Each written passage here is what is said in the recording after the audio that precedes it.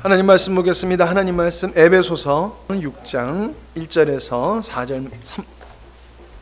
3절 말씀입니다. 제가 가지고 있는 신약 성경 316페이지쯤 됩니다.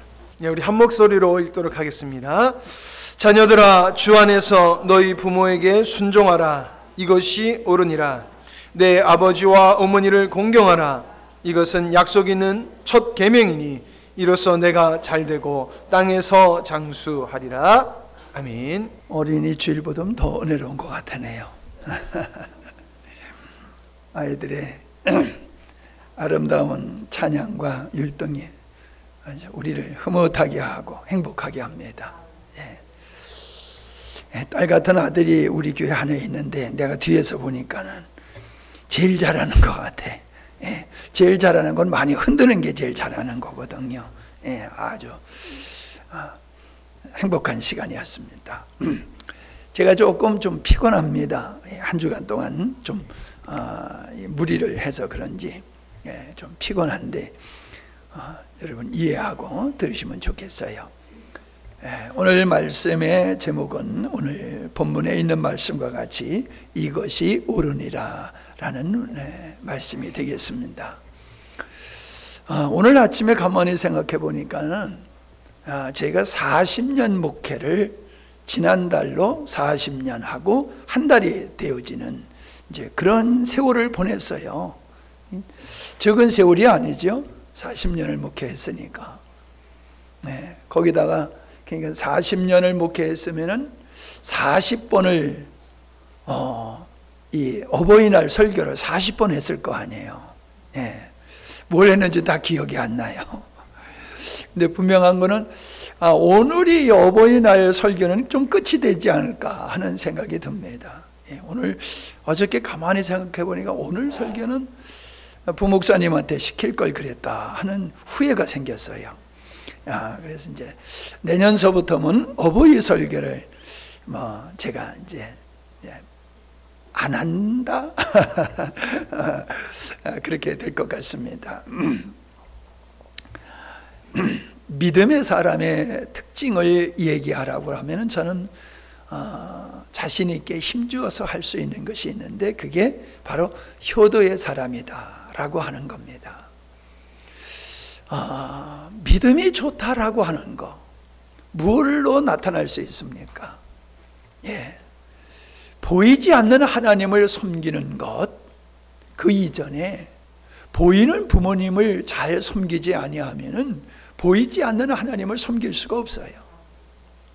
하나님을 잘 섬기는 믿음의 사람의 특징은 부모님을 지극히 사랑하고 공경하는 사람들이다. 그게 제가 지금까지 살아오면서 보고 경험한 것입니다. 하나님은 언약의 말씀대로 부모님을 공경하는 자에게 복을 주시는 하나님이세요. 오늘은 제가 그 성경의 예를 들어서 그리고 저의 삶을 고백하는 설교를 할까 생각을 합니다.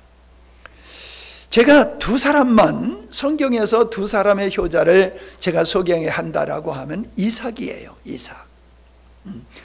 100세에 난 이삭 얼마나 이쁘겠습니까? 근데 하나님께서는 아브라함을 시험해 보시느라고 이삭을 제물로 드리라 라는 말씀을 하셨습니다. 목회자로 헌신케 하는 거 아닙니다. 짐승을 잡듯이 자기 손으로 자기 자녀를 짐승 잡듯이 잡아가지고 제물로 하나님께 드리라는 말씀을 하나님이 하셨습니다. 여러분 이해가 되지 않는 거지요. 그런 말씀을 하실 하나님이 아니지요. 아브라함은 그 하나님의 말씀을 내가 잘못 들은 거야 라고 혹은 하나님이 나에게 잘못 말씀하신 거야 라고 불순종할 수도 있었습니다. 그러나 그보다도 더 놀라운 것은 그 아들 이삭입니다. 아버지가 자기를 결박해서 죽이려고 칼을 들었는데도 불구하고 벌써 도망갈 수 있는 기회가 있고 아버지를 물리치고 살겠다고 도망갈 수도 있음에도 불구하고 이삭은 아버지가 하는 대로 자기 자신을 맡겼다는 것입니다. 아버지가 노망 들으셨나 봐. 요즘 말하면 아버지가 치매가 걸리셨나 봐 라고 하면서 아버지의 손을 붙들고 아버지 이러지 마세요 라고 하면서 아버지가 하는 일을 막을 수도 있었을 것입니다. 충분히. 그런다고 해서 누가 그를 잘못한다고 말할 수 있는 사람이 있겠습니까? 근데 이삭은 아버지를 믿었고 아버지가 하시는 대로 자기의 목숨까지 내어드리는 순종을 했다는 것이죠. 그 순종이야말로 공경하는 거지요. 우리가 누구를, 부모님을 공경한다라고 하면서 여러분 용돈 몇 푼 드리고 내 마음대로 살아가는 거, 그거 부모님 공경하는 거 아닙니다. 부모님을 존중하는 것은 부모님의 말씀을 신뢰하고 부모님의 말씀에 순종하는 것이 부모님을 공경하는 것이지요. 여러분, 우리의 자녀들이 용돈 몇 푼 줬다고 효자라고 생각하면 안 됩니다. 우리의 자녀들이 부모님의 말씀, 조금 전에 말한 것 같이, 말씀드린 것 같이 말도 안 되는 부모 말에도 그냥 순종하는 자녀를 뒀다라고 하면 여러분은 행복하신 분입니다. 그 자녀를 통해서 여러분은 날이 가면 갈수록 행복한 시간을 보리라고 저는 확신을 합니다. 두 번째 사람은 룻입니다. 이 룻이라고 하는 여인은 모압 여인이었습니다. 그는 모압 땅에 살고 있는데 우리로 말하면은 귀농인과 같은 거예요. 이주민과 같은 거예요. 이스라엘에서 엘리멜렉이라는 사람이 그 부인 나오미와 큰아들 말론, 둘째 아들 기론을 데리고 모압 땅으로 이사를 왔어요. 왜냐하면 그가 살고 있는 베들레헴에 아주 큰 가뭄이 생김으로 말미암아 살기가 어려우니까는 풍요의 땅으로, 모압 땅으로 갔습니다. 뭐 그럴 수 있지요. 근데 성경에서는 예루살렘이나 베들레헴이나 이것은 하나님이 계신 것을 상징하는 거예요. 그래서 거기를 떠났다라고 하는 것은 믿음을 떠났다, 믿음을 저버렸다라는 의미가 담겨져 있습니다. 그가 잘 먹고 잘 살아보겠다라고 하고서 고향을 떠나서 이방 나라 모압 땅에 갔는데 10년 동안에 자기도 죽고 두 아들이 다 죽었어요. 거기서 결혼을 시켰어요. 두 아들을. 이방 여인을, 모압 여인을 며느리로 삼은 거지요. 그런데 자녀를 낳기 전에 아들 둘이 다 죽고 말았어요. 그러니까 갑자기 어떻게 됐습니까? 홀로 된 여자 셋이만 함께 살게 됐습니다.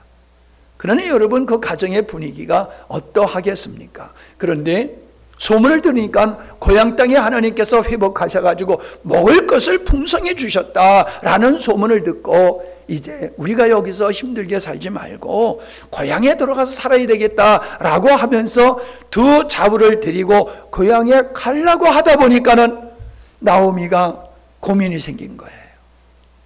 아니, 지금 며느리가 여러분 아이도 낳지 않고 홀로 됐으니까는 지금으로 하면 좀 그렇지만은 옛날에는 10대에 결혼을 하지 않습니까? 10대에. 아마 20대도 안 됐을지 몰라요. 예, 아직 아이를 안 낳았으니까 결혼하고 얼마 안 돼서. 근데 그러한 자부들을 데리고 고향에 간다? 그러면 그 자녀들은 자부는 평생 홀로 사는 인생을 살아야 되니까 이래서는 안 되겠다. 그래서 두 자부를 불러놓고 너희들 고향으로 돌아가라. 아직 너희들이 젊지 않으냐? 그러니까 가서 새 생활을 해라. 새로운 남편을 만나가지고 새롭게 행복하게 살아라. 나를 따라가면 너희들 소망 없다.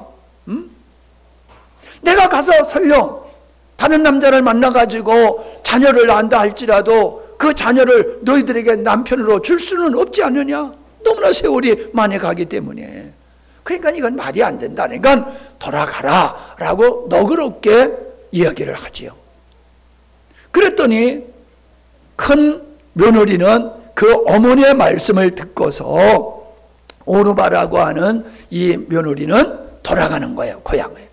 시어머니에게 입 맞추고 울면서 아쉬움을 표현하면서 돌아갔어요. 롯에게도 너도 가. 그때 난 안 간다는 거예요. 여기 말씀을 보면요, 1장 룻기서 1장 16절에 보면 이런 말씀이 있어요. 쉬운 말씀으로 읽을게요. 룻이 말했다. 저에게 돌아가라고 강요하지 마세요. 저는 어머니가 가시는 곳에 함께 가고 어머니 머무는 곳에 함께 머물겠어요. 어머님의 동족이 제 동족이 되고 어머님이 섬기시는 하나님이 제 하나님입니다. 어머님이 눈 감으시는 곳에서 저도 눈을 감겠어요. 어머니 곁에 묻히겠어요. 주께서 설령 제게 심한 벌을 내리신다고 해도 저는 어머님 곁에 떠나지 않겠어요. 죽음이 갈라놓기 전에는 전 어머니 곁을 결코 떠나지 않을 겁니다. 얼마나 놀라운 고백을 합니까? 절대로 나는 어머니를 내 인생을 위해서 내 행복을 위해서 홀로 계신 어머니를 난 버릴 수 없습니다. 따라가겠다는 거예요. 어머니가 섬기는 하나님이 내 하나님, 어머니의 동족이 내 동족, 어머니의 묻히는 곳에 나도 묻히겠다. 대단한 여인이지 않습니까?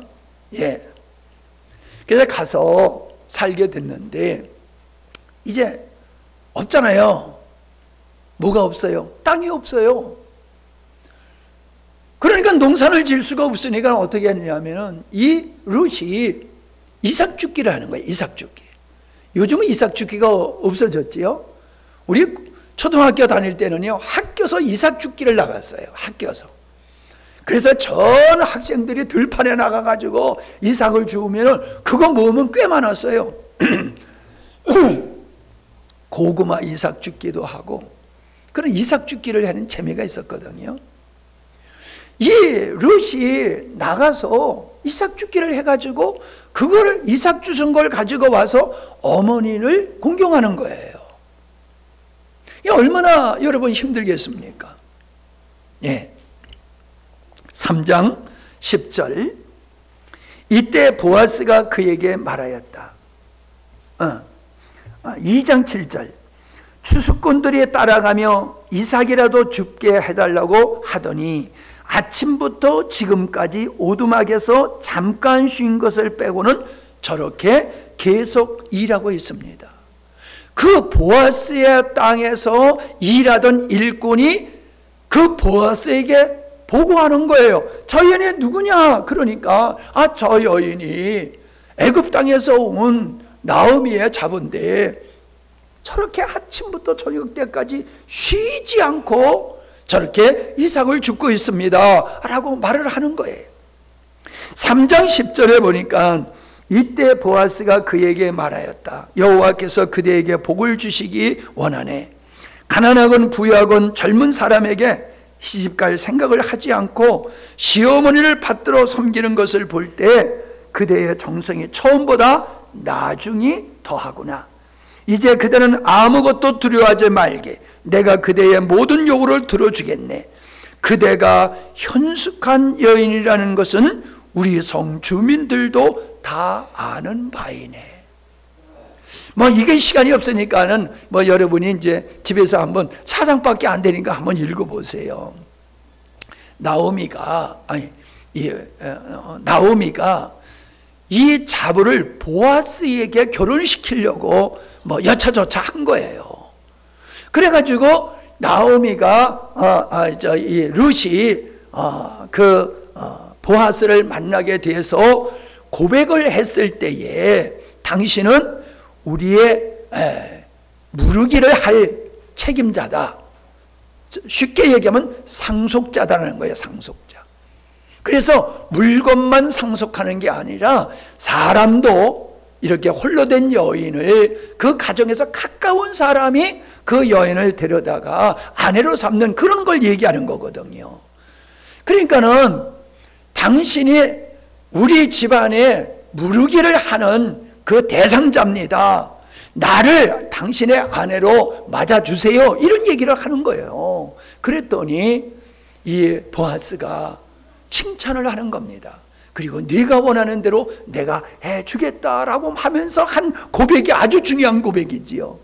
동네 사람들이, 이 성에 사는 사람들이 당신이 현숙한 여인인 것을 모두가 소문을 들고 알고 있다. 할렐루야. 예, 룻이 그런 사람이었어요. 모든 동네 사람이 효부인 것을 알게 됐어요. 우리 장모님도 효부상을 샀어요. 강화군에서 효부상을 샀어요. 우리가 그런 집안 내 사람이야. 예. 여기 효부상 탄 가정 있으면 한번 손 들어보세요. 없잖아. 예. 근데 우리는 그런 뼈대 있는 가문이에요. 여러분, 동네 사람들이, 마을 사람들이, 성에 있는 사람들이 아무개, 룻 모함 여인인데 그 여인은 나오미 홀로 된 여인을 얼마나 잘 섬기는지 몰라. 효부로서 이름이 났다는 거예요. 정평이 났다는 거예요. 그래서 중간을 이제 생략하고 결론을 얘기하게 되어지면은 보아스와 결혼을 해가지고 아들을 낳았어요. 떡두꺼비 같은 아들을 낳는데 성경에서 뭐라고 얘기하고 있냐면은 나오미가 자기 며느리가 낳은 아들을 안고서 이렇게 말합니다. 이웃 여자들이 나오미에게 아들이 생겼다 하며 그 이름을 오벳이라 불렀다. 후에 오벳은 다윗 왕을 낳은 이새의 아버지가 되었다 라고 말하고 있습니다. 다윗 왕, 이스라엘을 실질적으로 건국한, 지금도 이스라엘 국기에 별이 있는데 그 별이 다윗을 상징하는 거예요. 그 다윗의 할아버지를 낳은 거예요. 그러니까 다윗의 증조 할머니가 된 것이지요. 그렇게 모함 여인으로서 이스라엘 땅에서 이스라엘 민족에게는 사람 대접을 받지 못했던 여인이 자기 시어머니가 섬기는 하나님을 자기 하나님으로 섬기고 시어머니의 동족을 자기의 동족으로 섬기면서 섬기게 됐을 때에 이방 여인이었지만은 예수님의 족보, 다윗을 낳은 할머니가 되어지고 예수님 족보에 들어가는 여인이 되었다는 겁니다. 이 얼마나 놀라운 축복입니까? 룻이 그걸 기대하고 했겠습니까? 절대로 기대하지 않았지요. 자기 후대에 다윗의 임금이 나오리라고는, 그는 손주가 왕이 되리라고는 꿈에도 생각 못하고 자기의 후대에서 인류를 구원하실 하나님이 보내시는 메시아가 날 거라고 하는 꿈에도 생각하지 못했지요. 근데 그 역사가 효도를 통해서 일어났다라고 하는 겁니다.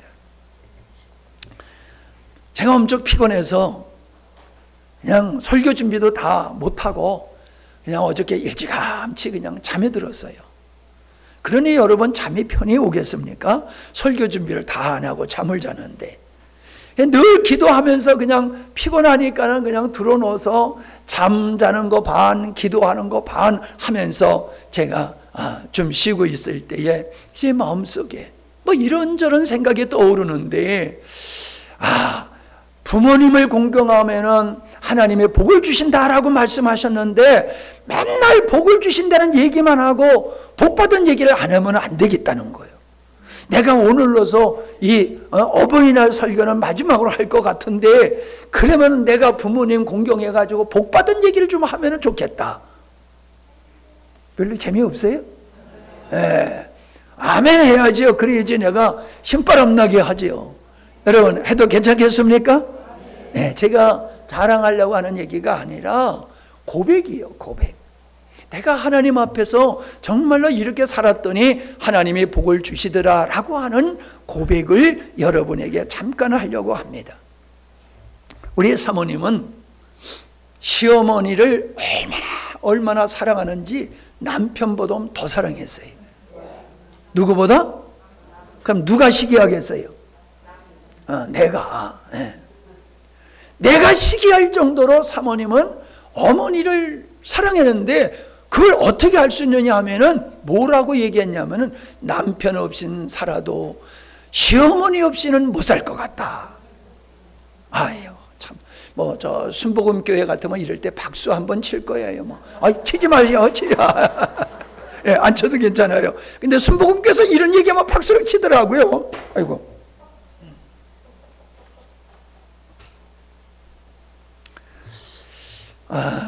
친정에 가서 병이 났는데 친정 어머니한테 엄마 나 빨리 빨리 우리 시댁으로 날좀 보내줘.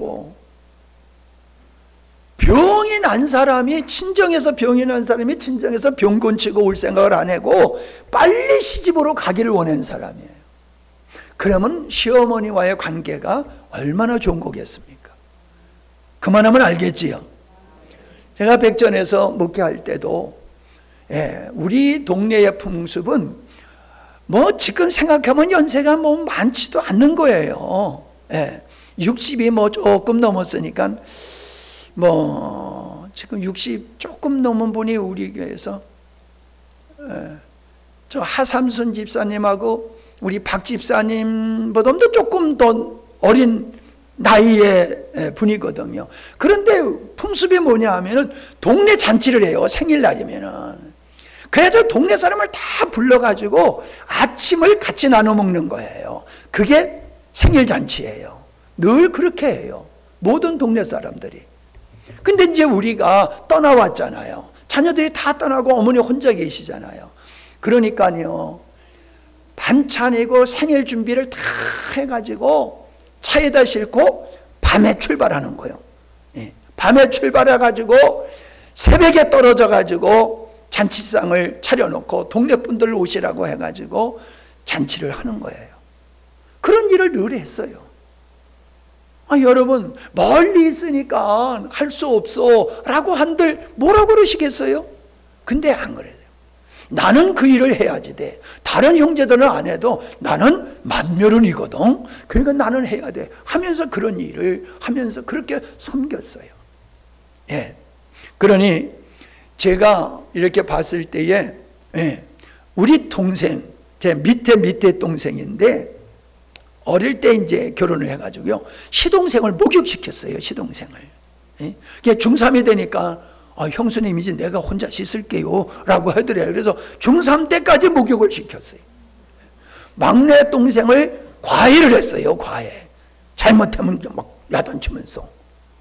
지금도요, 우리 형제들이 이 형수나 뭐 올케 언니를 만나면요, 뭐 올케다 형수다 이런 개념이 없어요. 그냥 누님 같아. 그냥 언니 같아. 제가 이렇게 지나면서 야, 우리 고부의 문제가 좀 KBS에 방영을 돼도 참 괜찮겠다 할 정도로 제가 만족했어요. 전혀 저는 아내와 부모님과 형제지간의 갈등을 진짜 요즘 말로 하면 1도 느끼지 않고 그렇게 제가 살아왔습니다. 자, 그러니까 참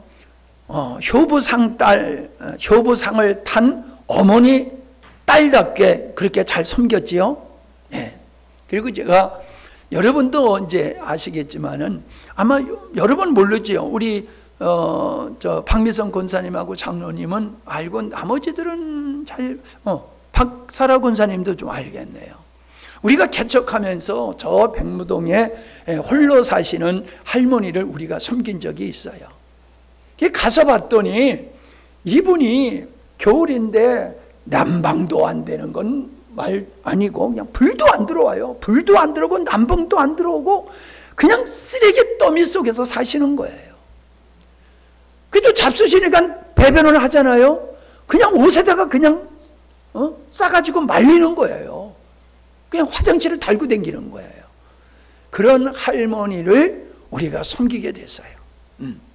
그런 할머니를 섬기게 됐는데 우리가 이게 주일이면은 토요일이면은 뭐 이렇게 옷을 빨아가지고 깨끗이 해가지고 가면은요 또 더럽혀져 있어요. 그러면 바꿔 입히고 또 가져와서 빨고 이렇게 왕래를 하고 그랬는데 이분이 갔더니 명절이라 갔더니 없는 거예요. 어디 가셨냐고 그랬더니 교통사고가 나가지고 함양병원에 입원되어 있다고. 그래서 찾아갔더니 원무과장이 나를 보더니 너무너무 좋아하는 거예요. 보호자가 왔다고. 내가 왜 보호자예요? 근데 나보고 보호자래. 그래서 그냥 보호자가 돼버린 거예요. 그래서요, 그때서부터 낮에는 사모님이 가서 간호하고 저녁에는 우리 박미성 권사님하고 그 밑에 후배들이 저녁엔 또 학생들이 고등학교 학생들이 가서 간호하는 거예요. 그 할머니를. 그래가지고 이제 퇴원을 하게 되는데 갈 데가 없는 거잖아요. 그래서 고민하다 우리 자녀들한테 의논을 했어요. 이 할머니 지금 저 상태로 이제 백무동에 들어가면 얼어 죽는다, 돌아가신다. 근데 갈 데가 없으니 어떡하냐? 우리가 모셔야 되지 않겠느냐 하는데, 우리가 그때 살던 방이 한 2평 되나요? 애들 3명 사는 방이 한 2평 되고 우리 방이 한 3평 되는 데서 그렇게 사는 거예요. 그렇게 해서 개척이 되고 그렇게 사는데, 그 할머니를 모시고 오면은 어떻게 해요? 침대를 빌려가지고 침대 위에서 할머니가 사시고 애들 셋은 침대 밑에서 사는 거예요. 그렇게 사는데 우리 자녀들이 학교에서 우유를 주면은 우유를 안 먹고 가져와가지고 서로 주는 거예요. 그러니까 우유 3개씩을 먹는 거예요. 3개씩. 그리고 밥 잘 먹지, 우유 3개 먹지, 막 사랑받지. 그러니까 이분이 그냥 통통하게 살이 찌고 이뻐지더라고요. 그런데 뭐 얘기 다 하려면 줄여야 되겠네. 자, 그런데 보건소에서 연락이 온 거 아니에요.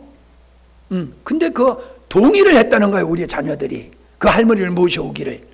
근데 보건소에서 연락이 왔는데 그 할머니가 폐결핵 3기래요, 폐결핵. 약을 안 타가가지고 알아봤더니 거기 있다는 소식을 듣고 전화가 온 거예요. 그때 그 할머니를 모시게 될 때에 사모님이 우리 어머니에게 전화해가지고 이만저만 하다, 그러니까 우리 어머니가 하시는 말씀이 며느리에게, 사모님에게 나한테 하든만 해라, 나한테 하는 것 같이 그 할머니에게 공경해라, 그런 말씀을 주셨어요. 그렇게 섬겼어요, 그 할머니를. 시어머니 섬기듯이, 애들을 할머니 섬기듯이 그렇게 섬겼어요. 근데 폐결핵이니까 우리가 방 한 칸이라도 있으면은 따로 모실 수 있는데 그럴 수가 없잖아요. 그래서 그 할머니를 모시지를 못했습니다. 그 다음에 정부신 장로님 아시는 분들은 아실 거예요. 80이 되셔서 멋지게 결혼식을 올리신 그런 분이 계셔요. 그분 때문에 제가 많은 어려움을 겪게 됐어요. 그것이 영광스러운 교회를 개척하게 되어지는 동기가 되긴 했지만은, 그분 때문에 제가 고초를 많이 겪었는데, 제가 요 위에서요, 장소도 지금 기억돼요. 요 위에서 일을 하고 있는데 올라오셔가지고 하시는 말씀이, 그 양반은 나이가 많으면은 그냥 다 하게야. 목사님이 없어. 이 목사 나 좀 받아줄 수 없어? 그러는 거예요. 같이 살자는 거예요. 그래서 내가 성도들한테 얘기했더니 성도님들이 그때 다 반대하셨죠. 아이고, 그분 모시다가 또 무슨 봉변을 당하려고 그러느냐고, 절대로 안 된다고 그러셨어요. 그러나 저는 모시는 게 맞다라고 생각을 했어요. 그리고 그분을 모셨어요. 근데 이제 그분에 관한 이 얘기니까 자세히 하는 못했지만은, 내용을 다 말할 수는 없지만은, 그분을 섬기면서도요, 저 이렇게 즐거움은 별로 없었어요. 근데 우리 목사님 어렸을 때거든요. 혼자 자니까는, 심심하니까는, 야, 너 나하고 같이 자자. 그래가지고 같이 자자 그러니까 자는 거예요. 그러니까 자다 보면 뭐가 이상해서 눈을 딱 뜨고 보면은 그냥 이상한 할아버지가 그냥 이만한 돋보기에 굵은 거 있잖아요. 그거를 쓰고 이래고 들여다보고 있는 거예요, 자고 있는. 그러면 그냥 자다가 그냥 기겁을 하는 거지. 깜짝 놀라고. 근데 그 할아버지가 돌아가실 때에 소대변을 이렇게 받아내야 되는 일들이 있었어요. 길지는 않았어요. 근데 이제 사모님이 있으면 사모님이 하지만, 사모님이 없으면 우리 이 목사님이 그거 받아다 갖다 버리고 그랬어요. 그렇게 그분을 섬겼어요. 여러분, 제가 그런 살아오면서 내 어머니도 아니고 내 아버지도 아닌 그런 분을 저는 섬긴 경험이 있습니다. 사람들이 이렇게 말합니다. 부모님이 나한테 해준 게 뭐 있어? 왜 나를 태어나게 한 다음에 책임지지 못했어? 그러면서 부모님을 원망하고 효도하지 않는 걸 정당화하는 사람이 있습니다. 그렇게 생각하면 그럴 수도 있어요. 저는 그런 것을 가지고 나무르고 싶은 마음은 없습니다. 이해가 됩니다. 얼마나 상처가 컸으면 그렇게 하겠습니까? 그러나 그것을 지지하지는 않습니다. 옳다고 저는 말할 수는 없습니다. 부모님이 부모님 역할 해야지만이 부모님이 아닙니다.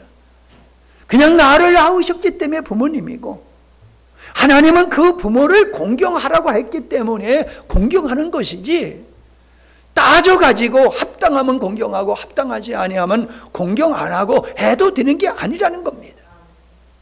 저는 저를 낳지 아니하는 할머니와 할아버지를 섬겼는데 그것이 제 인생에 있어서는 얼마나 많은 축복의 근원이냐라는 생각을 저는 하고 있습니다. 그 이유는 제가 주변의 사람들 이렇게 마음이 있는 이야기를 듣다 보면요, 겉으로는 훌륭한데 속에서는 소가리를 하시는 분들의 고백을 많이 듣습니다. 많은 사람이 부러워해요. 아, 출세했네. 예, 출세는 했어요. 근데 자녀들이 효도를 안 해요. 아, 제가 효도를 안 한다는 것은 용돈을 안 준다는 얘기가 아닙니다. 부모님의 마음을 아프게 해요. 부모님의 마음을 아프게 해요. 성질을 내는 대로 다 성질을 내고 저들 하고 싶은 대로 다 하고, 부모님을 존중하지 않아요. 부모님의 말씀을 무겁게 받아들이질 않아요. 이제 늙으신 아버지, 늙으신 어머니 이제 별 볼 일 없다, 뭐 그런 태도인 것 같아요.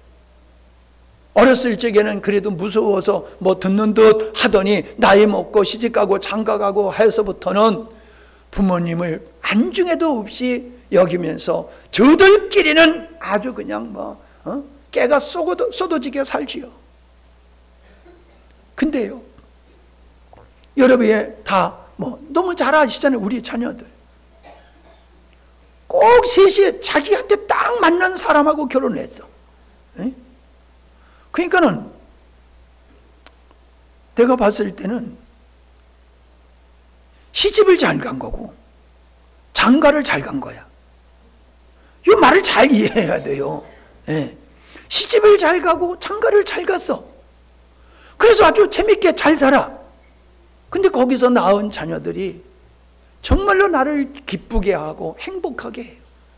어떤 분의 얘기를 들으면 참 마음이 나도 남의 일 같질 않아요. 자, 저 인생, 저 앞으로의 인생을 어떻게 저 꼴을 보고 살까 걱정이 나도 돼. 여러분, 그저 노년에 건강하게 경제적인 어려움 없이 잘 살면 잘 살 것 같지요? 아니에요.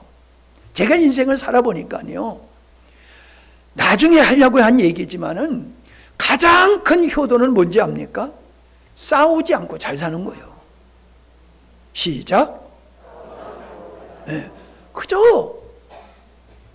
싸우지 않고 행복하게 잘 살면은 용돈 안 줘도 좋아요. 아, 그까진 용돈 안 받아도 좋아. 근데 용돈은 용돈같이 갖다 주고 맨날 전화로 살겠네 못 살겠네 막 이러면요 피말리는 거예요. 피말리는 거예요. 아이고, 내가 널 낳고 널 기르라고도 수고를 끊지지 못했는데, 야, 이제 내 자식, 내 인생을 놓고 내가 이제 70 넘어 80 넘어서도 그 걱정하면서 살아야 되나? 비참해지는 거예요. 비참해지는 거예요. 여러분 잘 기억하세요. 여러분이 행복해야지 부모님이 행복합니다. 여러분이 불행하면은 부모님의 마음이 무너집니다. 무너져요. 잘 사셔야 됩니다. 행복하게 사셔야 됩니다. 믿음으로 모든 사람이 현숙한 여인이라고 말하는 것 같이 그렇게들 사셔야 돼요. 근데 나는 걱정을 안 해요. 여러분을 놓고는. 네, 저쪽 사람들을 놓고는 걱정하는데 이 자리에 계신 분들을 놓고 내 걱정을 안 해요. 왜냐하면 여러분들이 그래도 잘하고 계시기 때문에 그래요. 여러분들이 부모님을 잘 공경하는 걸 제가 알아요. 그래서 제가 받는 복을 여러분도 받고 있는 것을 제가 보고 있어요. 내가 얘기하라고 그러면 다 할 수 있어요. 누가 어떻게 효도해서 어떤 복을 받고 있다, 내가 얘기하라고 해주고 있지만은 혹시 나는 아직 덜 받았는데 하는 사람이 좀 마음이 불편할까 봐 얘기를 안 하는데, 우리는 서로 잘 알잖아요. 서로 말 안 해도 알잖아요. 여러분, 믿음의 결정체가 뭐냐? 효도하는 데 있습니다. 믿음이 있으면 효도하게 돼 있어요. 하나님을 공경하는 사람은 부모님을 공경하게 되어 있습니다. 하나님을 예배 잘하면서 집에 가서는 시어머니, 어머니한테 소리 깨끗 지르는 인간은 그건 믿음이 아니야. 쇼하는 거지. 교회에서 쇼하는 거지.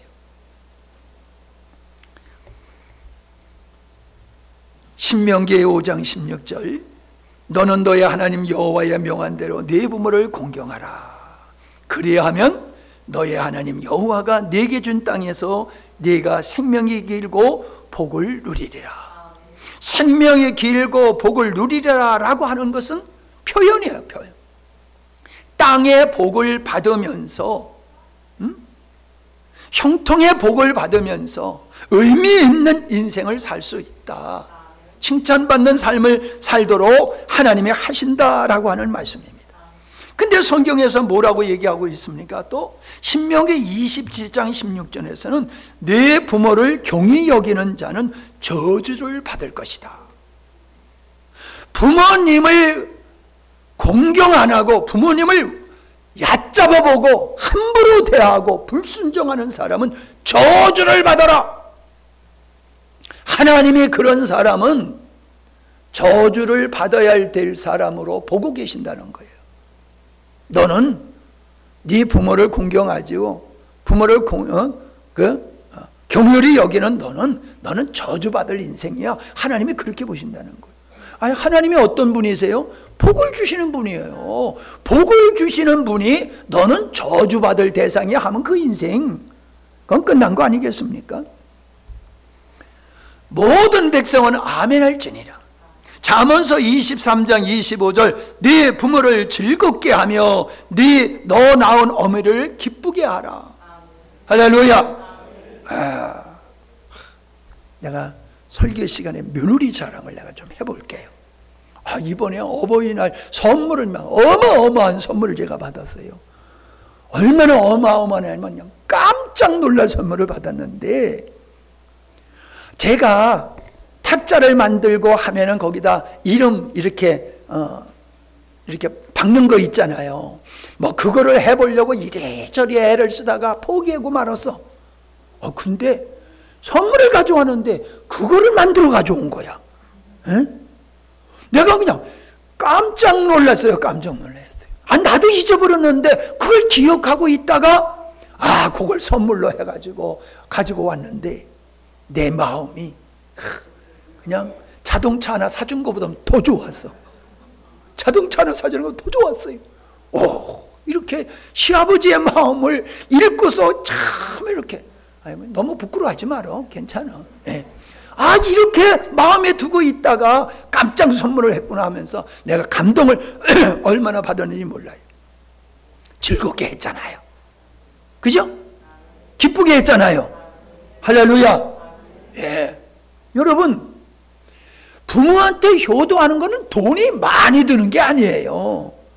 사랑하는 마음, 공경하는 마음이 있으면 됩니다.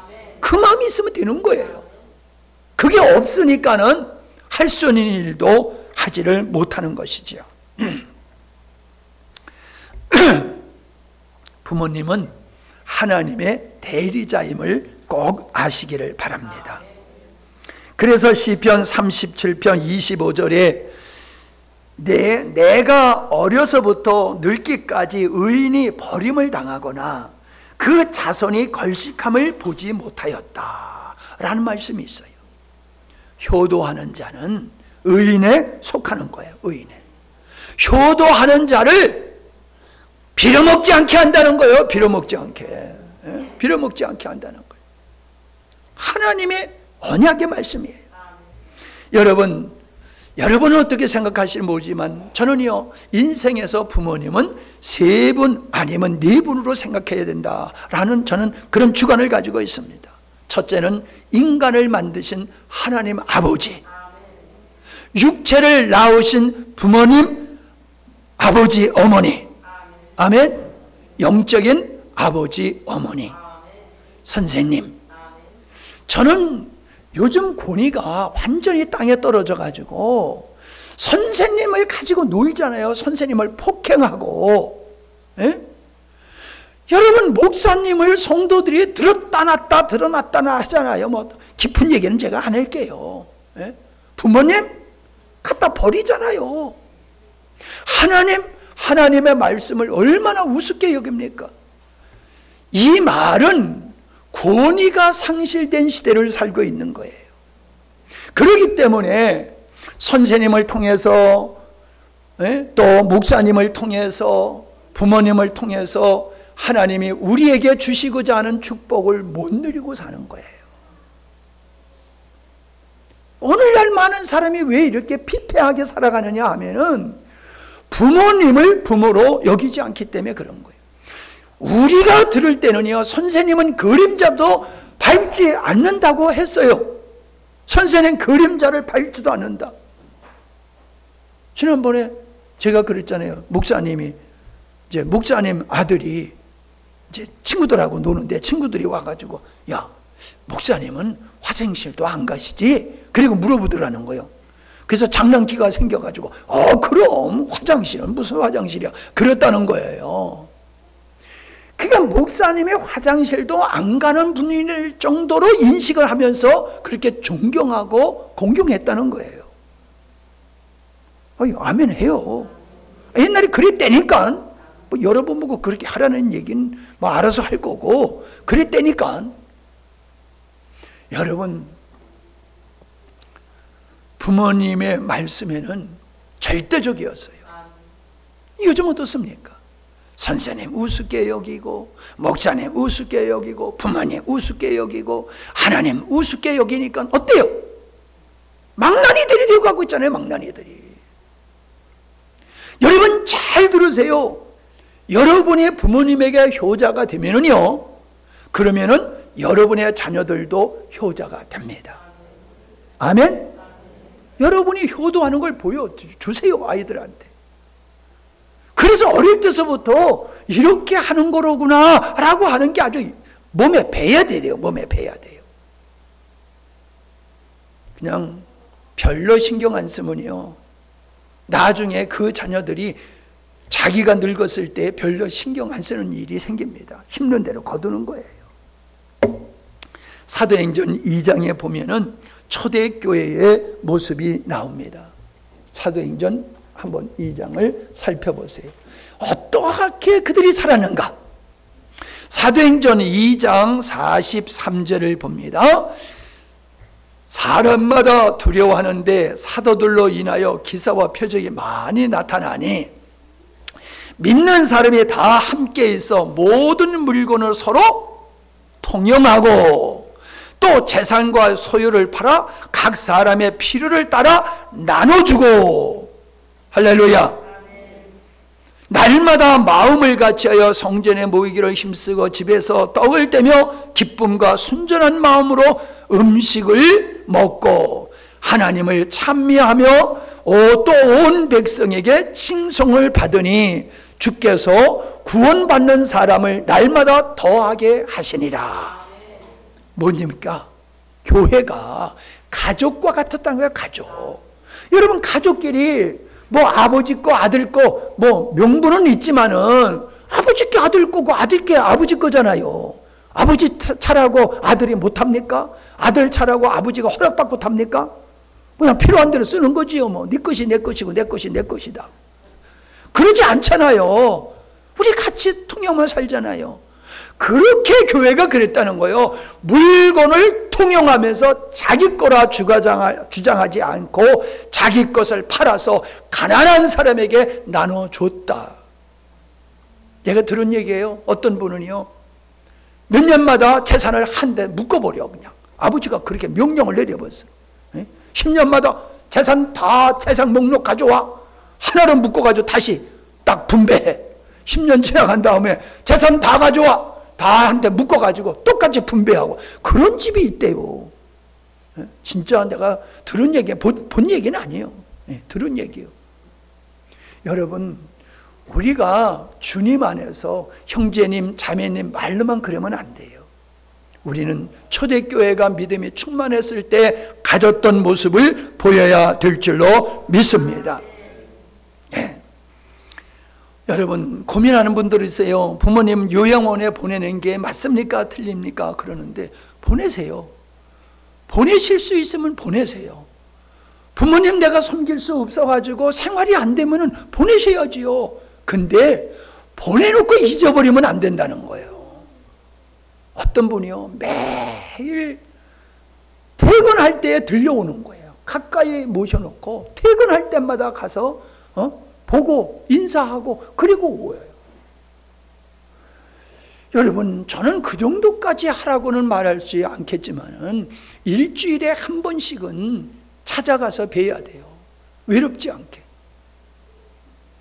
그냥 맡겨놓고 안 찾아가 뵈면은 그건 현대판 고려장이에요. 힘들고 어려우면 갖다 요양원에 모시세요. 요양병원에 모시세요.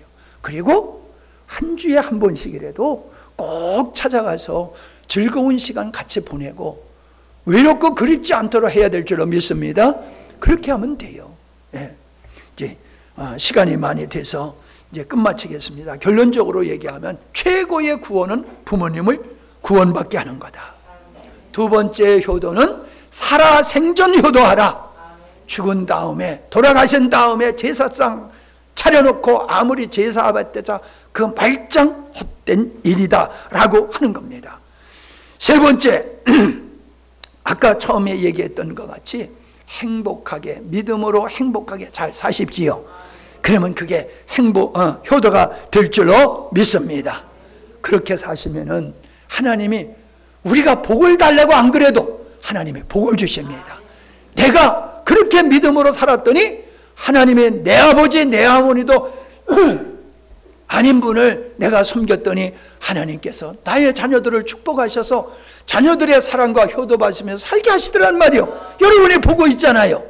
여러분도 그런 축복을 누리실 수 있기를 바랍니다. 하나님 아버지, 어버이 주일을 맞이해서 성경의 대표적인 인물을 소개했고 이 종이 살아온 경험을 사랑하는 성도들과 나눴습니다. 오해하지 않게 하시고 오늘 말씀 잘 듣고 효도해서 부모님을 즐겁고 기쁘게 하며 하나님께 영광 돌리는 자녀들이 되어서 하나님께서 이 땅에서 허락하신 모든 축복을 누리는 귀한 가정, 가문 되게 하여 주시옵소서. 지혜를 더하시고 믿음을 더하여 주시어서 참으로 믿지 않는 부모님 꼭 예수님께 우리 기도하게 하시고 섬기게 하여 주시옵시며 부모님의 말씀을 잘 순종할 수 있는 저희들 되고 참으로 우리가 행복하게 삶으로 부모님이 우리를 바라보고 행복하실 수 있는 귀한 삶들을 살게 해 주시옵소서. 11조 예물 드렸습니다. 선교 헌금 드렸습니다. 차량 헌금, 생일 감사 헌금, 구제 헌금, 감사 헌금을 믿음으로 드렸습니다. 고맙습니다. 하나님, 주님 앞에 믿음으로 드리게 하셨사오니 참으로 모자람이 없도록 채워주시고 저들의 삶에 기름진 것들로 신령한 것들로 채워주시옵소서. 예수님의 이름으로 축복하며 기도하옵나이다. 아멘.